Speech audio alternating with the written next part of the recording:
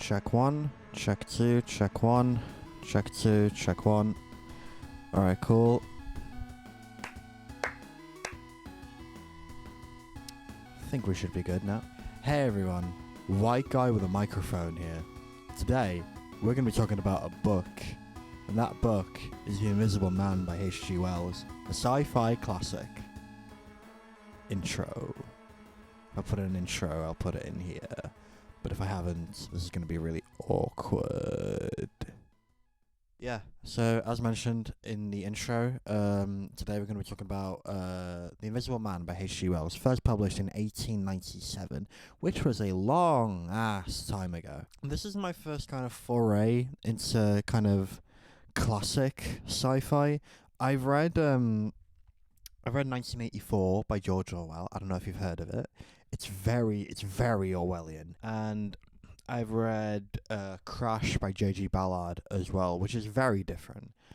Both books are very different from each other, and this is very different from those two books as well. So, what's The Invisible Man about?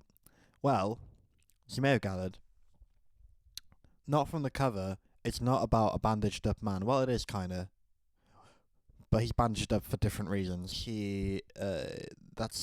That's how he covers himself up, because if he had none of this on, no one would see him, because that's how invisibility works. It's basically about this guy called Griffin, who, first and foremost, we don't really find out what his name is in the story until like the second half. So quite far into the story, but the blurb says his name anyway, which is kind of strange. But yeah, it's about this guy called Griffin. That's not a spoiler. Who he arrives in a village one day, and he's like, "I need a rest. I've been through some shit. I need to just stay in an inn, and work on my scientific calculations for a bit." And he arrives at the inn, and he acts very strangely, and he obviously looks very strange as well. I think in the book it's also mentioned that he has like a fake nose, to further, convince people that he is a human being and not indeed an invisible man. So yeah, he comes into the town after having done some stuff that we find out later on in the book. And then he again, yeah, he acts very strangely. He's subject to these violent fits of rage where he starts attacking people who he thinks are annoying. And I mean, to be fair, they're pretty intrusive on the Invisible Man, but at the same time, like, these townsfolk are just quite curious as to who this guy is. This guy who's come in all bandaged up and is quite angry most of the time, and just stays in his room all day. And yeah, it's a detail in the book. They can like hear like glass smashing and stuff in his room because of how like angry he gets. So he's a bit troubled. He's a bit of a strange fellow, and hilarity ensues from there. So, what did I think of it? I thought it was good. I liked it. I didn't hate it. It kind of drags in the second half a little bit. I mean, a little bit. It does drag. It drags a medium amount in the second half. There's a big kind of exposition dump by our fellow main protagonist Griffin. He talks about why he became the Invisible Man and how he became the Invisible Man and everything like that. He's talking to a character we meet later on called Kemp, who is another scientist. I think there's a mention of him and Griffin knew each other at university or something. But yeah, he comes to Kemp's house and he starts explaining how and why he became the Invisible Man and all this kind of stuff. But that exposition dump, for me anyway, in my opinion, really slowed the book down. It had a pretty good pace. Up until that point, I was engaged with the book.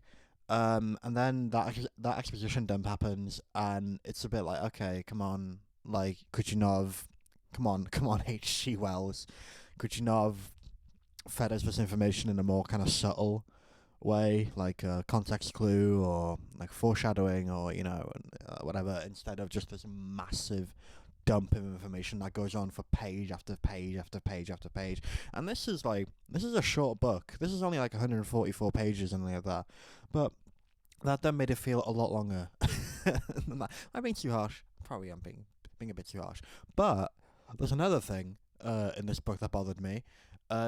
More so because I wasn't expecting it, considering it was H.G. Wells, and knowing what I know of H.G. Wells, that he was this champion of socialism and women's rights and all that kind of stuff, all around good guy. He, in the middle of this exposition dump to camp, he just says the N word.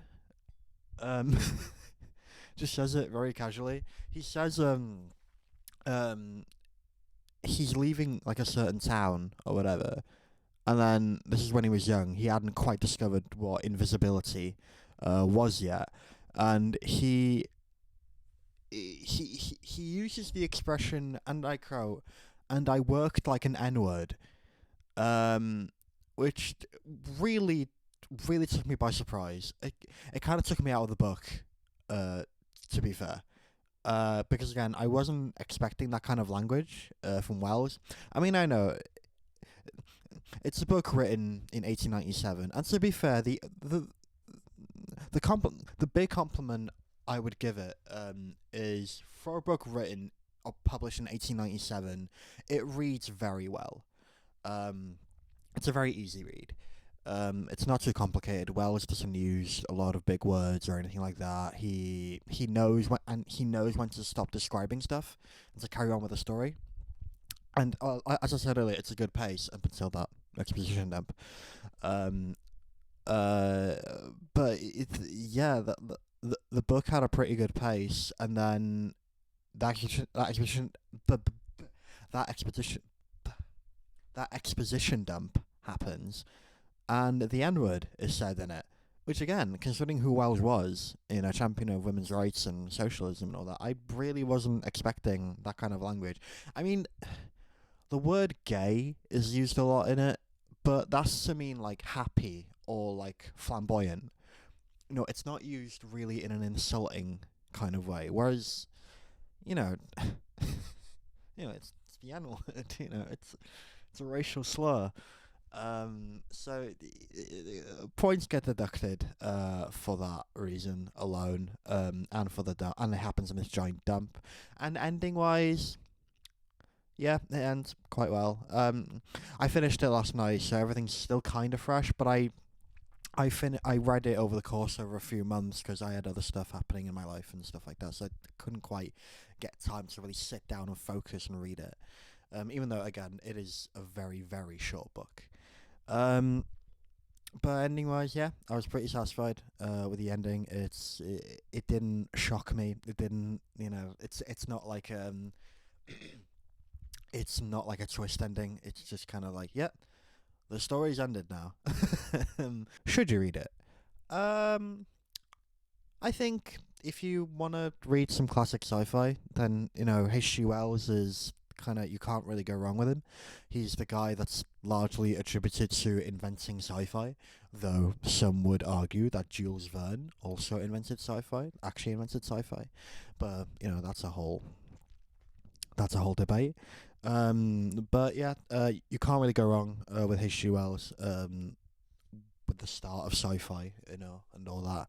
Also, just for my kind of first foray into classic sci-fi, it was pretty good. It was a good introduction. I have in the shelf here, I do have I, Robot by Isaac Asimov that I bought with this book from HMV. They have the two books for £7 deal at HMV, which is pretty sweet, actually.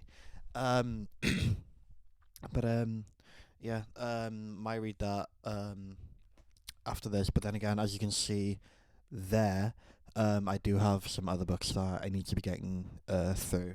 Well, not need to, I would like to get through. And when I finish them, you might see reviews of them on this channel. You might see a little notification if you've got notifications switched on, which I know you do because you guys are so loyal and I love you all. But um, yeah, it's a good book. Yeah, it's a classic. It's a classic. I had some problems with it, but it's a classic. You can't really go wrong with it. What do I rate it out of 5? If I was on Goodreads, out of 5, I rate it a 3.5. A 3.5. It didn't blow me away. It's kind of cool how it's structured. As it's kind of episodic. But other than that, like, it didn't blow me away. It didn't shock me like how something like Crash by J.G. Ballard would, or it wasn't as thought provoking as something like 1984. But I liked it. It's good. It's a good little sci-fi story. So would I recommend it? Yes, I'd recommend it. It's very good. And that is The Invisible Man by H.G. Wells. I hope you all enjoyed this video. I hope you all found it informative in some kind of way. Let me know what other books I should read. I should give reviews to. I have a bunch that I've read most of these, but not to brag too much. But I've read most of these. But there is still some stuff that I've yet to get through. I might reread a book and review it on this channel. Who knows? The choice is up to me, ultimately, because I'm the owner of this channel. But if there's any other books that you would like to see me review or read, and you would like to see me discuss in this very casual, plain style that I'm adopting now, please let me know in the comments below.